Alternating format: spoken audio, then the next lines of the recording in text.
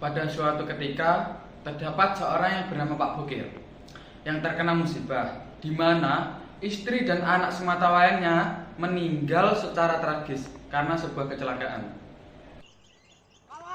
Awas! Oh, istriku jangan mati. Setelah kejadian itu, Pak Bokir mengalami depresi yang mendalam dan lebih menarik diri. Setelah beberapa hari, Pak Bokir sudah kembali bersosialisasi di masyarakat. Namun sayangnya, Pak Bokir selalu berhalusinasi. Karena terlihat halusinasi Pak Bokir sudah dibarengi emosi yang semakin parah, warga desa pun dan teman-temannya membawa Pak Bokir ke rumah sakit jiwa.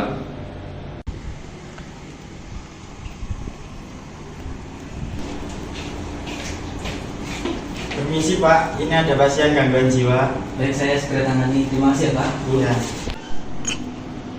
Ada pasien ya Pak? Ya Nes, tolong bantu saya. Iya Nes. Ini Nes, ada pasien gangguan jiwa. Mari kita pakaikan testan dulu. Iya Pak, mari kita lakukan tindakan. Ya.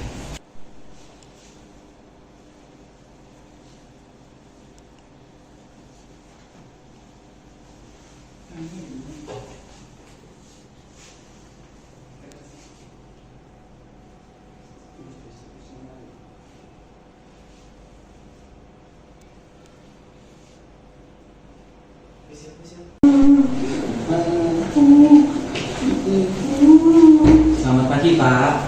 Sini saya Nurse Baskara dan rekan saya Nurse Baskoro yang akan merawat Bapak di sini Pak. Kalau boleh tahu nama Bapak siapa ya Pak? Bokir. Oh, dengan Bapak Bokir. Bapak senang dipanggil apa ya Pak? Saya. Baiklah, kami panggil Pak Bokir saja ya Pak.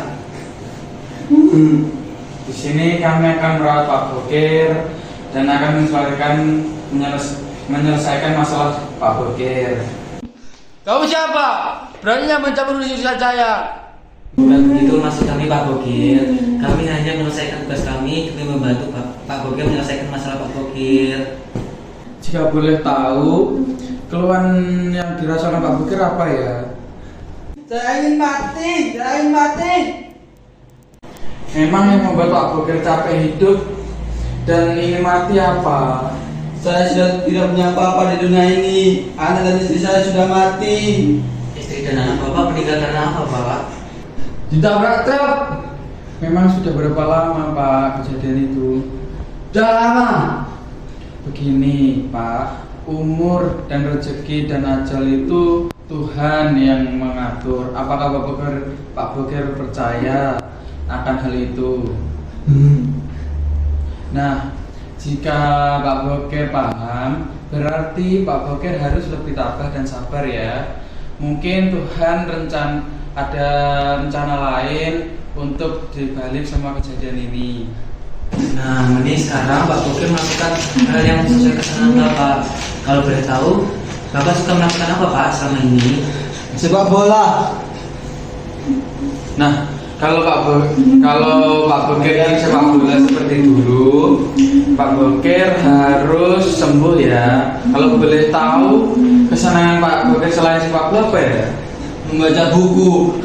Oh iya, nah boleh itu dijadikan kegiatan sampingan kalau Pak Bokir merasa stres Pak. Nah, kegiatan seperti itu bisa Pak buat Bapak lebih rileks, tenang, jadi Bapak tidak merasakan kesedihan terus Pak. Iya.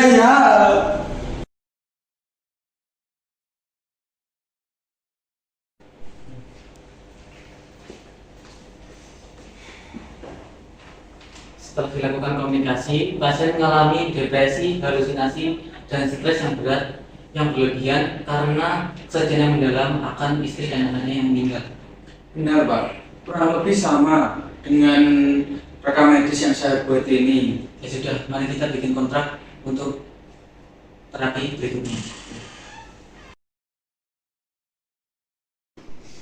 Baiklah Pak Bokir, karena waktu sudah menjelang sore, kalau waktu bicaranya bisa dilanjut besok bagaimana? Iya. Pak Bokir ingin besok kita ngobrol jam berapa Pak? Serah. Baik Pak Bokir, besok kami kesini lagi pada pukul setengah 10.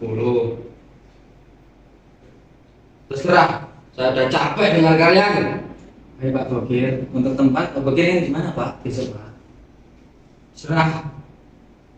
Baiklah, besok kita akan mengobrol di rumah sakit di sini saja ya Pak Bokir. Iya. Ya sudah Pak, terima kasih atas waktunya nih Pak. Kami pamit dulu karena waktu sudah sore. Berarti besok kita ngobrol pada jam 9.30 pagi ya Pak? Keesokan harinya perawat 1 dan perawat 2 menghampiri ruangan Pak Bokir. Alangkah terkejutnya mereka karena mendengar suara gaduh di ruangan Pak Bokir. Dan ternyata Pak Bokir sedang mengamuk di ruangannya sambil memukul-mukul tembok. Gimana sih? Saya mati. Kenapa Pak Bokir? Kenapa Pak Bokir? Ada apa kok Pak Bokir sampai seperti ini Pak? Saya mati. Tenang Pak Bokir, tenang. Tenang Pak Bokir, berbalik dulu ya Pak.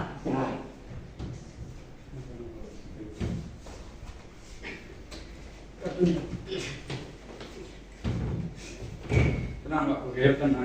Saya mati. Tenang Pak Bokir. Selamat pagi Pak Bokir. Ada apa Pak Bokir kok sampai seperti ini Pak? Saya kesal. Saya ini bertemu anak dari saya. Saya bunuh saja. Tenang Pak Bokir. Jika Pak Bokir begini terus, kasihan anak Bapak dan istri Bapak. Jangan merasa sedih melihat Bapak seperti ini. Semua itu sudah ditakdirkan sama Tuhan. Sekarang tinggal Pak Bokir berusaha berdoa kepada Tuhan. Usaha apa?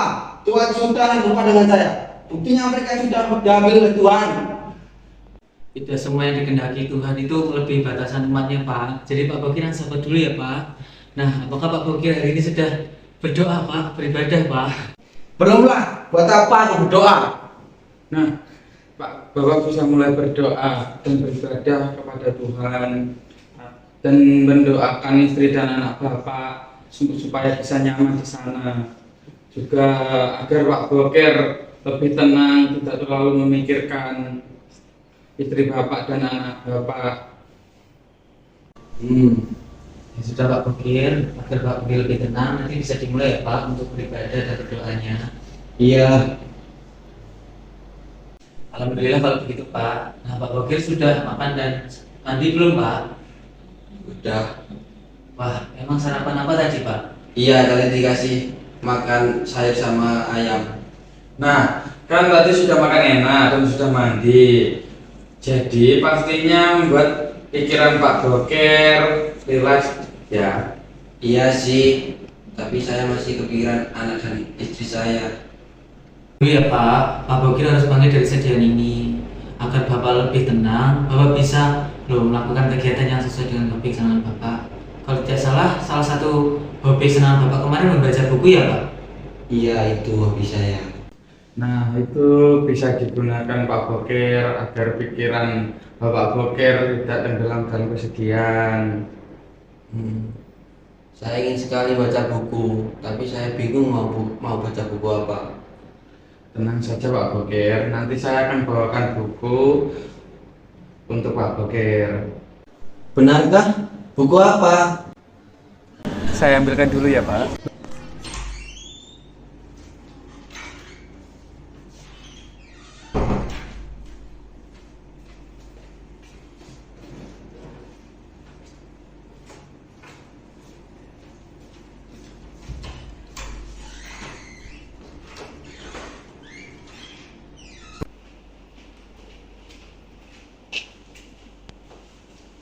Ini Pak Bokir bukunya. Pak Bokir ingin buku yang mana? Saya pengen yang tebal. Yang ini berarti ya. Saya taruh sini ya Pak Bokir. Terima kasih bukunya. Ya, sama-sama Pak Bokir. Baik Pak Bokir, apakah kondisi Pak Bokir sekarang sudah baik? Iya, saya lebih mendingan. Nah, apa masih ada yang dipendam Pak dari Pak Bokir? Sudah tidak ada, Mas. Oke, baik Pak Bokir. Nanti jika Pak Bokir mempunyai masalah, jangan ragu-ragu cerita sama saya ya. Jangan sampai berpikiran yang negatif. Iya, Nurse. Saya menyesal atas perbuatan saya tadi. Nah, bagus Pak. Sekarang Pak Bogi harus selalu terbuka dan selalu berpikir bahwa tidak ada masalah yang tidak dapat diselesaikan ya Pak. Iya. Terima kasih Pak Bogi atas kerjasamanya. Sekali lagi kalau Pak Bogi masih memiliki masalah dan perlu bantuan, Pak Bogi bisa panggil kami di ruang perawatan.